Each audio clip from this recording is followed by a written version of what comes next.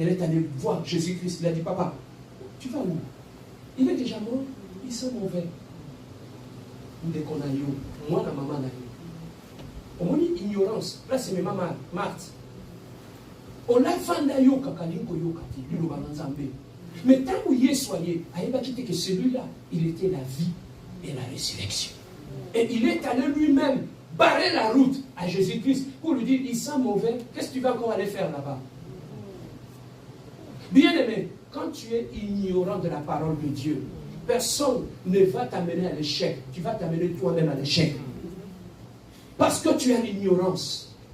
Combien de gens qui ont bloqué la main de Jésus-Christ, tout simplement parce qu'ils n'ont pas la connaissance. Et lorsque Jésus-Christ est allé, il a dit, Lazare n'est pas mort, mais il dort. On a fait tout cela, c'est pour que notre Dieu soit glorifié. Alors, qu'est-ce qui peut amener? Maintenant, je commence à chuter. Qu'est-ce qui peut amener une personne à agir comme Marthe? Qu'est-ce qui peut amener une personne qui est dans la présence de Dieu d'agir comme Marthe? C'est le thème de cet enseignement. Une vie chrétienne sans la prière. Maintenant, nous voulons chuter par là. Nous voulons voir quelles sont les conséquences lorsqu'on a une vie chrétienne, mais qu'on ne prie pas. Arrive lorsqu'on est chrétien et qu'on ne prie pas. La première des choses, lorsqu'on est chrétien et qu'on n'a pas une vie de prière,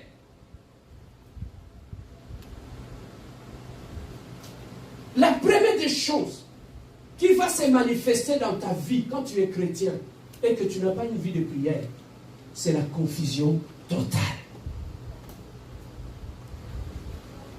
La confusion, un chrétien qui ne prie pas, c'est un chrétien qui est dans la confusion. Et lorsqu'on est dans la confusion, qu'est-ce qu'il y aura comme conséquence? J'avais dit, la vie est faite de choix et des conséquences de choix. Lorsque tu ne pries pas et que tu es dans la confusion, même dans tes décisions, tu seras dans la confusion quand tu ne pries pas.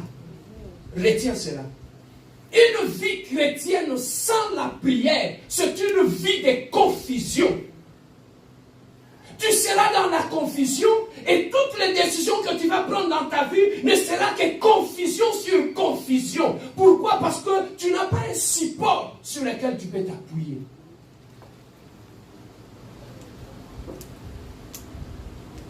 Tu seras bien aimé confus sur tous les domaines de ta vie.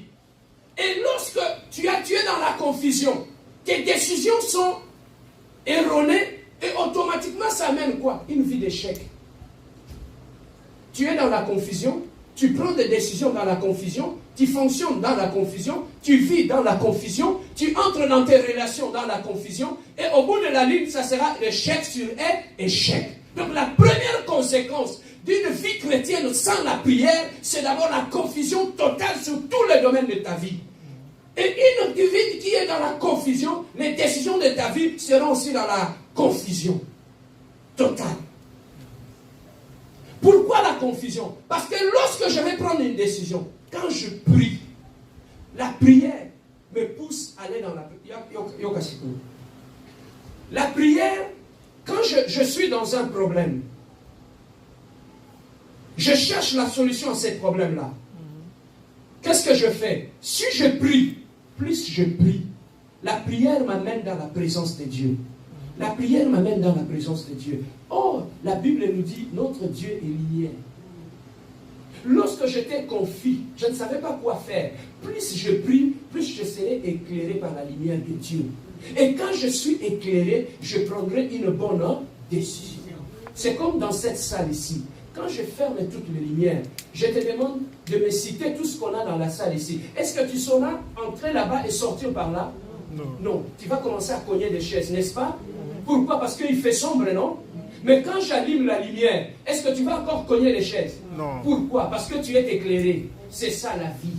Quand tu pries, ça t'amène dans la présence de Dieu. Or, Dieu est lumière. Là où il y a la lumière, il n'y a plus d'obscurité, tout devient clair, tu prends bien tes décisions.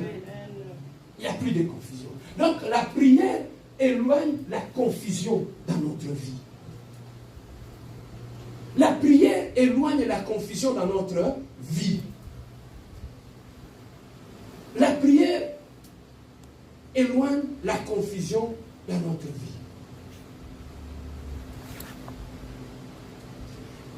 Deuxième des choses, une vie chrétienne sans la prière, c'est une vie sans paix. La paix n'existe pas. Bien aimé, quand tu ne pries pas, tu ne seras jamais dans la paix. Moi, je l'expérimente des fois quand je traverse des moments difficiles.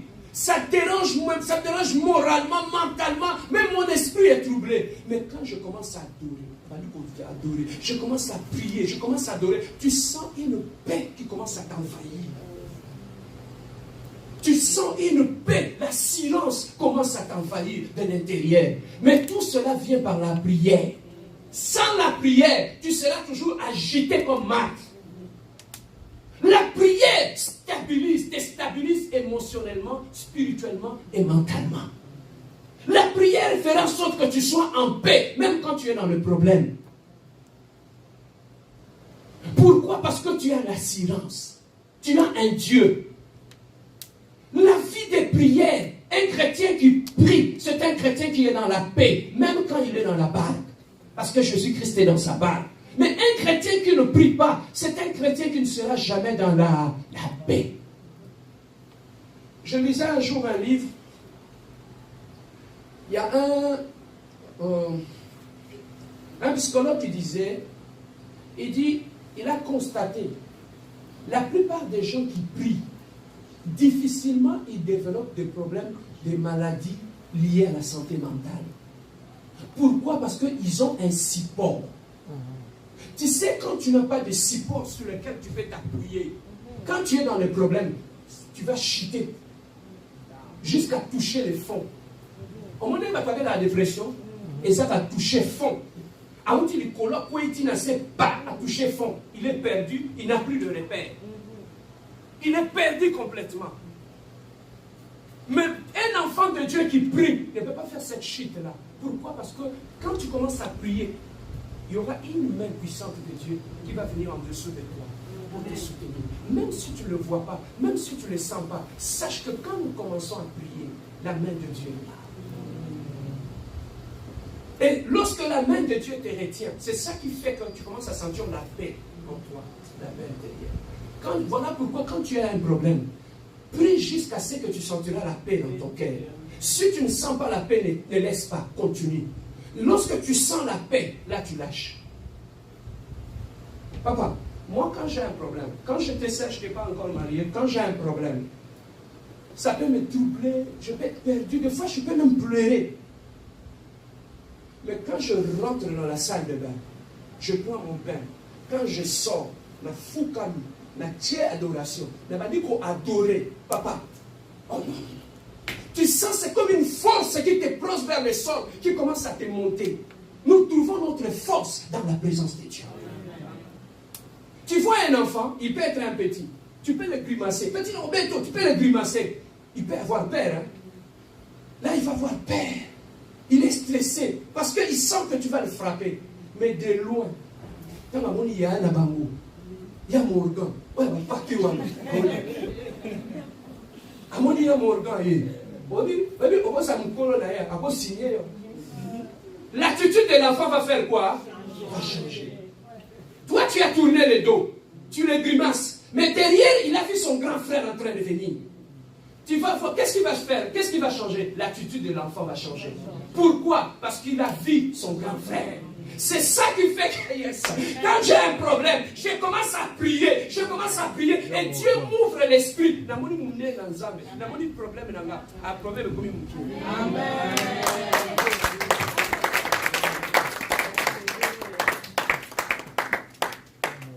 C'est ça l'impact de la prière. Quand tu commences à prier, ya tes l'ennemi. Papa, tika. Tamba no bonde là. Obi nzamba linga confrontation. alingaka place bitumba eza à se manifester pour la joie gloire. Dans Lazare a Koufi, Yesu lui il dort. Ah non, il est mort. Il a dit, on a fait ça pour que Dieu soit glorifié. Donc, il a utilisé la mort de Lazare pour tirer la gloire. Donc, à chaque fois qu'il y a un problème dans ta vie, sache que c'est une occasion que Dieu a permis pour que